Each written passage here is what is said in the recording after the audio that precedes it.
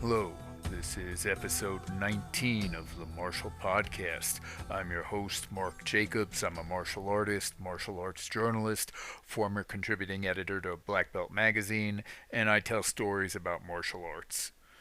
This is the first episode of the podcast I've done in a while. If you like, we can think of this as season 2. The reason I've been on hiatus with the podcast is that I've been working on a book project that's been eating up most of my time, but I didn't want to let things go any longer without putting up something new up here. I actually thought I had a guest lined up a few weeks ago to record a new episode, but they kind of crapped out on me, so I'm just putting up this little solo podcast for this week, and hopefully we'll have some interesting new guests in the coming weeks. The book project I've been working on is a revised, updated version of my book, The Principles of Unarmed Combat, which a few people have asked me about over the years. It's no longer really available. I had sold it to a publisher called Turtle Press about 15 years ago, and the book did moderately well for a while, and I got pretty good feedback, good reviews on it. One reviewer referred to it as a college level textbook on how to fight, which was nice because that was sort of what I was going for when I wrote the book, though I don't know if that approach helped me sell many copies. Overall, though, I think it did pretty well for that kind of book, but Turtle Press went out of business a few years ago and all the rights reverted back to me. I had always had it in the back of my mind to one day come out with an updated version of the book and had been collecting information, scientific studies on fighting, which is what a lot of the book was based on to begin with. And I've continued to do that over the years until I finally said, let me sit down and try to update this book and then release a new version of it myself. And, things change. New information is always coming to light. And frankly, I don't do martial arts or think about martial arts in exactly the same way I did 15, really 20 years ago was when I originally started writing that thing. But it would be ridiculous if I did think about it the same way. If you're a longtime martial artist and you're doing martial arts exactly the same way, the exact same thing that you were doing 15 or 20 years ago, honestly, you kind of wasted the last 15 or 20 years of your training. Martial arts is like any other field of knowledge, and if you're not changing, you're not growing, then you're just stagnating. Even if you're doing a traditional martial art simply as an aesthetic art form with no concerns for the practical applications of it, you should still be open to new ideas and looking for new, maybe better ways to express your art. There's the old saying that there's a difference between 20 years of experience and 1 year of experience 20 times over. And too many martial artists fall into that trap of having just 1 year of experience 20 times over. So, even though I believe most of what I originally wrote still applies, and I haven't seen much information that contradicts the bulk of what I originally wrote in the Principles of Unarmed Combat, there is some new information out there and some new things I've learned in my own training with some outstanding martial artists that's caused me to rethink and subsequently start to rewrite portions of the book. And I think that's a good thing, both for me and for any readers. And if I'm still around and doing martial arts in another 15 or 20 years, hopefully I'll know even more, and who knows, maybe even do a third edition then as we keep trying to get closer to the truth about martial arts. But I don't know about that because just rewriting the 300 plus pages of the first edition is killing me right now. But I thought I would use this podcast to give people a hint about some of the new information that I've been coming across. One small portion of the book I've been rewriting recently had to do with striking and what part of the hand is best to use when you strike, which is always an interesting and sort of controversial question when it comes to martial arts. Obviously, the most common way to hit with a hand is a closed fist punch, but there are a lot of people who argue in favor of using a palm strike instead. Essentially, you can throw the palm strike the same way you might throw a straight punch, but hitting with the heel or bottom portion of the palm instead of the knuckles of the fist. And the general wisdom has always been that hitting with the closed fist is more powerful than hitting with the palm because the knuckles are harder than the palm and can then therefore transmit that power to the target better. Now, there's been virtually no scientific studies on this, but a while back I did come across what I think is the only study ever published in the English language comparing the palm strike to the closed fist punch. There may have been studies in foreign languages that never made it into English language journals, I don't know, but as far as I've been able to find, this is the only study that ever investigated the question, what has more power, a palm strike or a punch? And interestingly enough, they found palm strikes actually hit with superior impact compared to punches. The reason they gave is that basically with the palm strike, the wrist is already bent back and the palm is sort of braced directly against the bottom of the forearm, so there's less movement in the wrist joint than there would be when you hold your hand in a punching position. And that movement in the wrist joint, the way your wrist will fold slightly, even with a good punch, causes you to lose some power.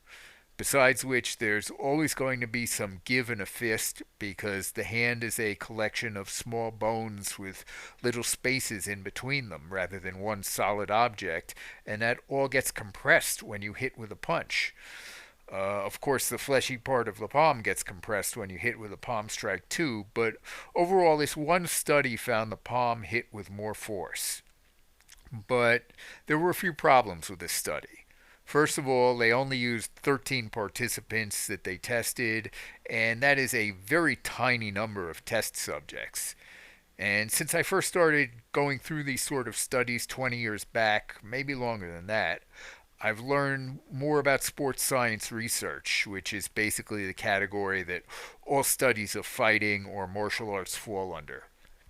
And one of the huge problems with this sort of research, as I've discovered, is that most of these studies use a very small number of test subjects, which is unsurprising, particularly if you're testing a somewhat rare skill like martial arts.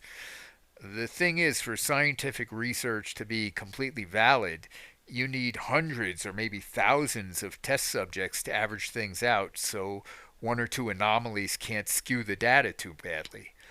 But you're not usually going to find 500 skilled martial artists that will just show up for a scientific test.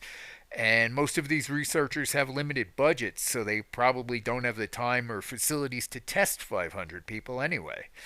And with this new edition of the Principles of Unarmed Combat, I'm trying to compensate for that by finding additional studies on some of the things I wrote about in the first edition. And I've been glad to see that most of these new studies I've come across agree with the studies I cited in the original version of the book. And when you have multiple independent studies all finding the same thing, even if each individual study only has a handful of participants, it starts to add up and you can say, yeah, this seems to be pretty good evidence that what they're saying is true. But in this case, there is only the one single study on this topic. And the other problem with this study that found the palm strike to be more powerful was that the 13 participants were all Wing Chun Kung Fu practitioners. And they were supposedly chosen because Wing Chun is a style that makes use of both the punch and the palm strike with somewhat similar mechanics.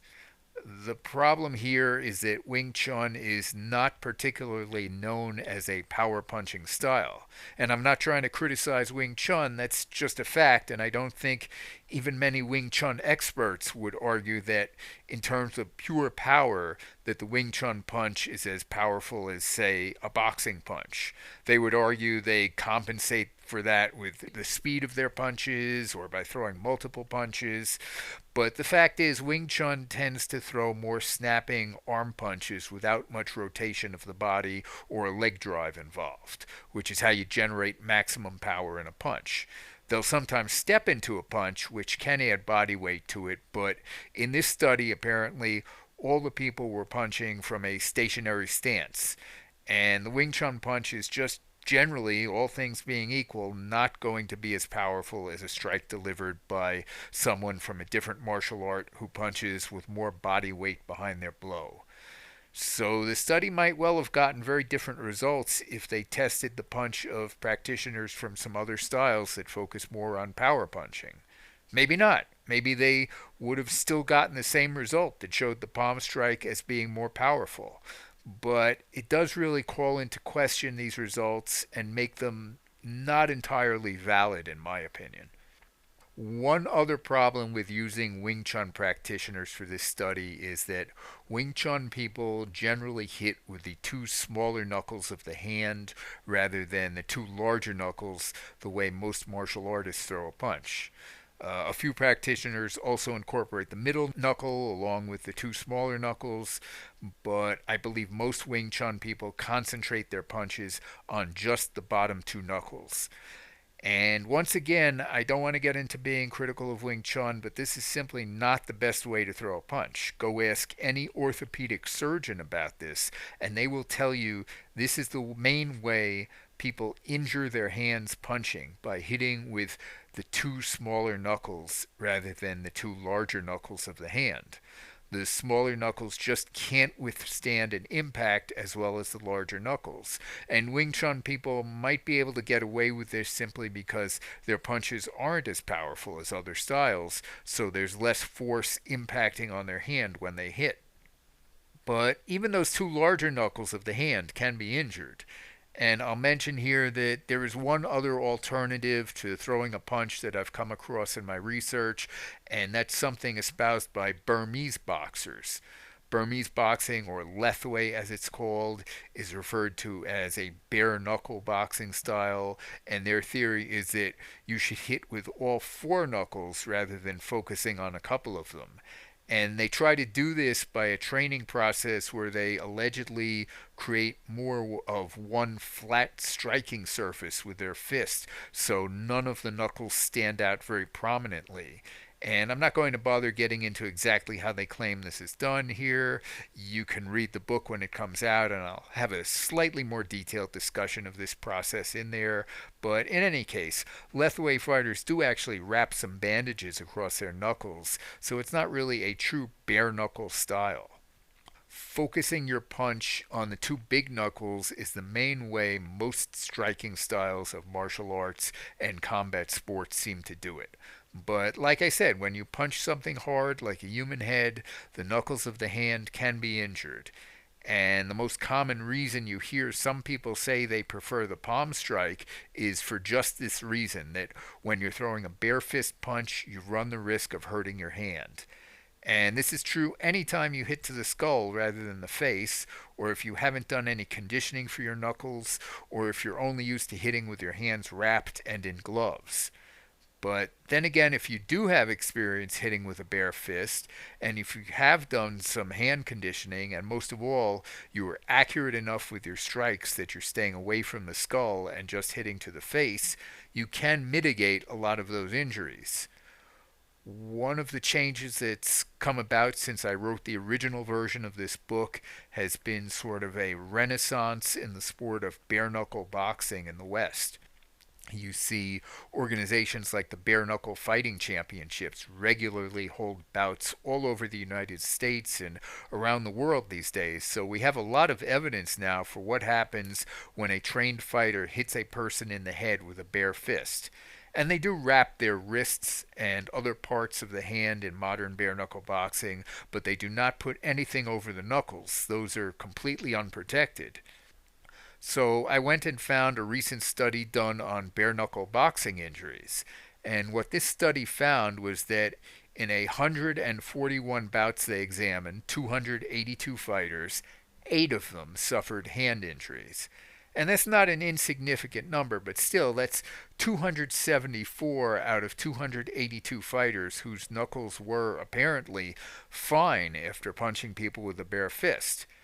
Now, bare knuckle fighters will sometimes take a little bit off their punches and not throw them with 100% full power the way a gloved fighter might, especially early in a fight when the opponent has his chin tucked down very well because they don't want to risk punching the skull and breaking their hand. But you will see them start to unleash more powerful punches as the fight wears on and they hurt the opponent. And fighters frequently get knocked out in this sport. So clearly, with proper training and hitting to the proper targets, you can punch very effectively with a bare fist and not hurt yourself too badly. But you can also hit with a palm strike, and that can be effective for you as well. Right now, we can't definitively say one of these methods is superior to the other. I know martial arts instructors love to make these kind of definite pronouncements and say this is the best way or the correct way to do something. But the truth is, when it comes to a choice of hitting with either a bare fist or a palm strike to an opponent's head, anyone who does try to tell you that one of these methods is definitively better is simply giving you their opinion, not fact. And we know what part of the body opinions are like, and it's not the fist or the palm. But what is fair to say is that with the proper training, either of these choices can probably be an effective weapon for you in a fight, as can just not getting into a fight in the first place. That's all I've got for you this week. I want to thank Eleanor Academia for providing the music to the show. You can find a link to her website and to my own website down in the show notes. We'll be back in another couple of weeks, hopefully with some new guests. Until then, as an old sensei of mine used to say, keep punching or palm striking, whichever you prefer. Thank you for listening.